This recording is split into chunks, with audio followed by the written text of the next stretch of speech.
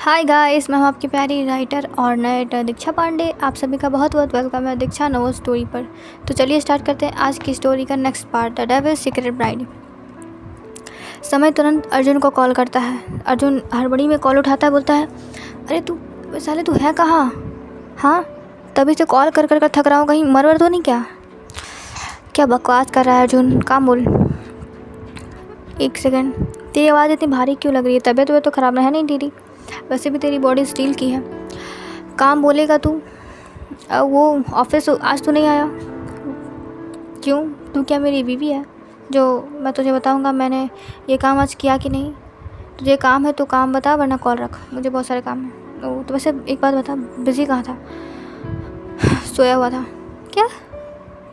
एक सेकंड, एक बार और रिपीट करना। अब क्या बहरा हो गया है? या कान का इलाज करा जाकर यहाँ से। एक सेकंड, तू बोल, तू तो सोता नहीं है, तुझे तो नींद नहीं आती, कहीं तेरी बीमारी ठीक तो नहीं हो गई? नहीं हुई यार। तो तू सो कैसे गया? पता नहीं मैं सो कैसे गया। कहीं तो 10 बजे तो नहीं सोया था? 10 बजे से 11 बजे? अरे नहीं, रात को ही मैं सोया था। मतलब रात को तू सोया और अभी तक तू सोया हुआ था? ऐसा क्या खा पी लिया तूने जो इतनी देर तक तू सोया हुआ था? हाँ, कहीं पूरी बोतल तो नहीं खा ली नींद की गोली की? तू सुबह सुबह दिमाग ख़राब मत कर। सुबह नहीं, दोपहर हो रही है अभी।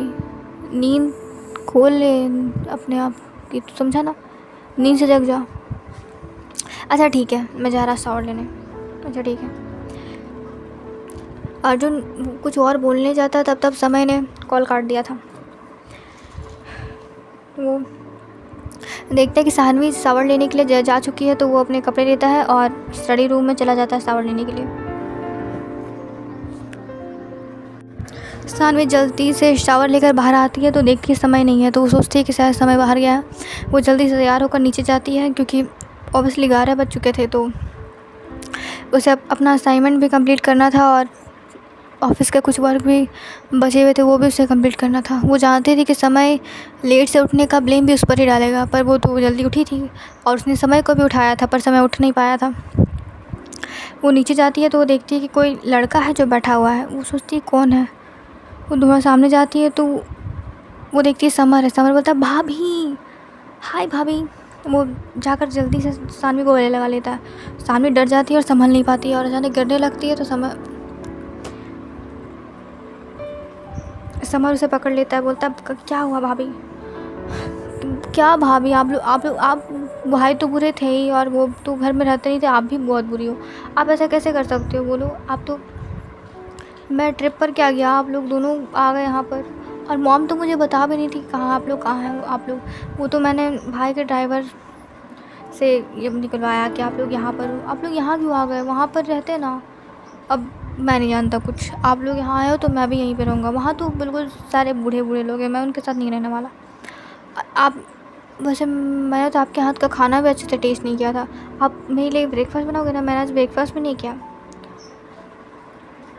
सच में? हाँ, वो थोड़ा सा बस बिस्किट खाया था। प्लीज़ बना दो ना भाभी मेरे लिए ब्रेकफास्ट, प्लीज़ प्लीज़ प्लीज़। तब समय उतर कर आता है, वो क्यों बनाएगी तुम्हारे लिए ब्रेकफास्ट? तुम्हें अगर खाना है ब्रेकफास्ट तो खुद खा लो, या फिर सर्वेंट है वो बना देंगे, वो नहीं बनाने वाली। भाभी देखो ना, भाई ऐसा कह रहे हैं। नहीं, मैं बना देती हूँ। अच्छा बनाओ। वैसे तुम एक बात बताओ, तुम यहाँ पे क्या कर रहे हो? हाँ, तुम तो ट्रिप पे गए थे। हाँ, ट्रिप पे गए थे इसलिए तो आप लोग यहाँ पर आ गए भाग कर नहीं आए हम लोग, समझे?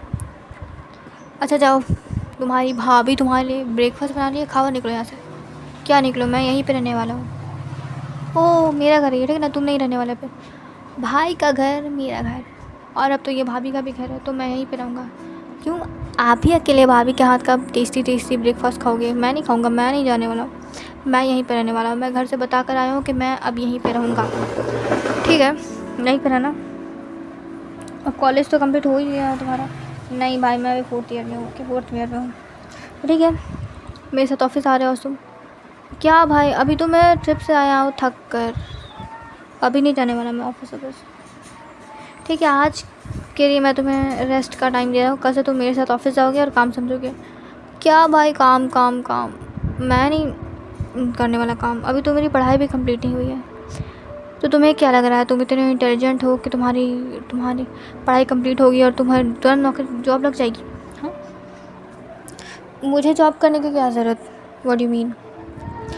वही तो, आप लोग हो तो आप डायरेक्ट पैसा किसके लिए कमा रहे हो? मेरे लिए। आप दोनों तो ज़्यादा खर्चा भी नहीं करते, तो खर्चा कौन करेगा? मैं करूँगा। ओह! तो मतलब तुम ज़िंदगी भर अपने बाप और भाई के पैसों पर जीने वाले हो, हाँ? ज़िंदगी में उसे ही पैसा मांगोगे तुम, अपना कुछ नहीं कमाओगे क्या? भाई मुझे ज़रूरत क्या है कमाने की, बोलो? ऐसे लड़कों से ना कोई लड़की शादी भी नहीं करती, ठीक ना? तुमसे शादी भी नहीं करेगा कोई। हाँ भाई, ऐसी बददुआ तो मत दो। आप बोलना तो शुभ शुभ बोलो। एक तो आज तक एक भी गर्लफ्रेंड सेट नहीं हुई मुझसे, है ही बेरोज़गार। बेरोज़गारों से कोई शादी नहीं करता, ठीक ना? ठीक है, जाऊँगा आपके साथ कल से ऑफिस, पर आप प्रॉमिस करो आप ज़्यादा काम नहीं कराओगे। एक तो मुझे आधा नहीं है, आप लोग सिखाते नहीं हो, डायरेक्ट काम दे देते हो इतना सारा, और ऊपर से आपके असिस्टेंट भी आपकी ही तरफ हो जाते हैं, मेरे तरफ भी आते ही नहीं हैं। कबीर भाई भी आपके का ही साथ देते हैं, वो भी आपसे इतना डरते हैं कि पूछो मत। क्या ये सब बातें तुम्हें किसने बताई? कबीर ने? नहीं, वो क्यों बोलेंगे? अच्छा, मैं जाता हूँ भाई। अरे अपना रिज़ल्ट तो बताते जाओ। 40 क्या मैं तुम्हारे रिज़ल्ट में मार्क्स कितने आए थे? भाई बाद में बात करते हैं, अभी ब्रेकफास्ट करने जा रहा हूँ, वरना ब्रेकफास्ट ठंडा हो जाएगा। वो ब्रेकफास्ट करने के लिए चला जाता है। सानवी ने समर के लिए वाइट सॉस पास्ता बनाया था, क्योंकि वही उससे बहुत ज़्यादा पसंद था। वही वाइट लेता। वाह भाभी, आपकी तो कुकिंग स्किल बहुत ही ज़्यादा अच्छा है। कितना टेस्टी है ये। और सानवी ने समय के लिए एवोकाडो टोस्ट और उसके लिए ब्लैक कॉफ़ी बनाई थी। समय आकर अपनी चेयर पर बैठ जाता है और वो उसे निकाल कर दे देती है उसका ब्रेकफास्ट। समय बोलता है तुम्हें ब्रेकफास्ट करो। वो बैठ जाती है ब्रेकफास्ट करने के लिए। वो देखता है समय बिल्कुल अजीब तरीके से और जल्दी जल्दी खाना खा रहा है। अच्छे से खाओ, खाना भागा नहीं जा रहा है, और आज तुम्हें मैं ऑफिस लेकर नहीं जा रहा हूँ। अरे भाई, मैं आपको क्या बताऊँ, ये खाना इतना टेस्टी है कि मेरा एक बाइट मुंह में जाता नहीं, कि मेरा मुंह बोलता है और एक बाइट डाल लो मुंह में, और एक बाइट डाल लो। आप भी टेस्ट करके देखो ना। समय को वैसे तो वो पास्ता टेस्टी लग रहा था, पर था वो हेल्थ कॉन्शियस, तो वो तो पास्ता खा नहीं सकता था। वो अपना ब्रेकफास्ट दिखता है जो कि बिल्कुल रूखा सीखा दिख रहा था, फिर भी वो अपना मन मार के अपना ही ब्रेकफास्ट करता है। और सानवी भी ब्रेकफास्ट करती है और समय के साथ निकल जाती है ऑफिस के लिए। समय पर सानवी को कॉलेज छोड़ता है, उसकी एक क्लास थी 1 बजे से। उसके बाद वो अपने ऑफिस चला जाता है और एक ड्राइवर को वहीं छोड़ देता है। बोल देता है कि सानवी को वो डायरेक्ट ऑफिस ले आए।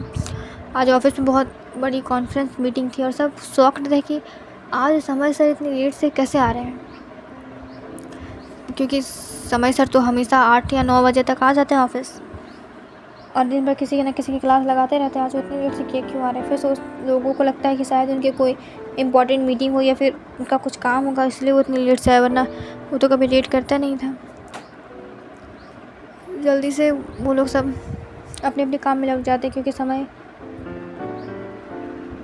अच्छा बहुत ही गुस्से में लग रहा था। उसका असिस्टेंट कबीर सर, वो लंदन से कुछ क्लाइंट्स आए हैं, उनकी मीटिंग है। वैसे मीटिंग 10 बजे थी, पर मैंने आपको कॉल किया तो आपने कॉल उठाया नहीं, तो मैंने मीटिंग पोस्टपोन कर दी है। मीटिंग 12:30 बजे से। ओके। वैसे सर आपकी तबीयत कैसी है? क्यों? नहीं, वो आपने कॉल उठाई नहीं ना, और आपने लेट से आया तो मुझे लगा आपकी तबीयत ख़राब है। काम करो अपना जाकर, और कॉन्फ्रेंस मीटिंग की तैयारी करो। मैं फाइल्स चेक करता हूँ। तब तक समय इतना कहकर अपनी केबिन में चला जाता है और कुछ फाइल्स चेक करने लगता है। कुछ देर बाद उसका असिस्टेंट कबीर उसे बुलाने के लिए आता है। वो कॉन्फ्रेंस रूम में चला जाता है और मीटिंग होती है। मीटिंग कंटिन्यू होती है। मीटिंग में बहुत ही बड़े बड़े डीलर्स आए थे डील करने के लिए, जापान से, लंदन से। ये डील बहुत ही बड़ी थी और समय उसी कंपनी को देने वाला था ये प्रोजेक्ट, जिस कंपनी की शेयर्स की वैल्यू मार्केट में अच्छी हो और उनका प्रोजेक्ट मैनेजमेंट भी अच्छा हो, और उनके जो प्रोजेक्ट वो लाए दिखाने के लिए वो भी प्रेजेंटेशन अच्छा हो। एक एक करके सारी कंपनियां अपनी प्रेजेंटेशन देती हैं और समय उनमें से कुछ कंपनी को सेलेक्ट करता है और उनका और एक बार प्रेजेंटेशन रखने के लिए बोलता है। वो बोलता है कि 2 घंटे हैं आप लोगों के पास, आप लोग ये प्रेजेंटेशन कंप्लीट कीजिए, उसके बाद मैं देखूँगा कि कौन सी कंपनी सही है मेरे प्रोजेक्ट के लिए और मेरे भरोसे के लिए। इतना कहकर समय फिर से अपने कैबिन में चला जाता है और रणवीर को कॉल करता है। वो बोलता है कि तुम्हें क्लू मिला उन लोगों के से कि लड़कियां कहाँ गायब हो रही हैं? जी सर। पर सर आप मतलब मुझे लगता है कि आपको भरोसा भी नहीं होगा कि ये कौन रहा है, कौन कर रहा है ये? सर कुछ ज़्यादा ही पर्सनल है, आप अगर आएंगे तो मैं आपको बता दूँगा। ओके मैं आता हूँ। समय अपने असिस्टेंट को सारा काम समझा कर निकल जाता है वहाँ से और उसकी कार जाकर एक बहुत ही सुनसान एरिया में, जंगल साइड एरिया में रुकती है, जहाँ पर कोई भी नज़र नहीं आ रहा था। दूर दूर तक सिर्फ पेड़ पौधा ही नज़र आ रहा था। वहीं पर एक पहाड़ के सामने उसकी कार रुकती है और वहाँ पे लग ही नहीं रहा था कि कोई जगह है। वो सब कोई अगर देखता तो कोई लगता कि कोई आदमी पहाड़ों की तरफ आया है, पर पहाड़ वो नहीं था। समय वहाँ पर अपना हाथ रखता है, वो पहाड़ के बीच का एरिया बिल्कुल किसी स्लाइडिंग डोर की तरह स्लाइड हो जाता है। समय अंदर जाता है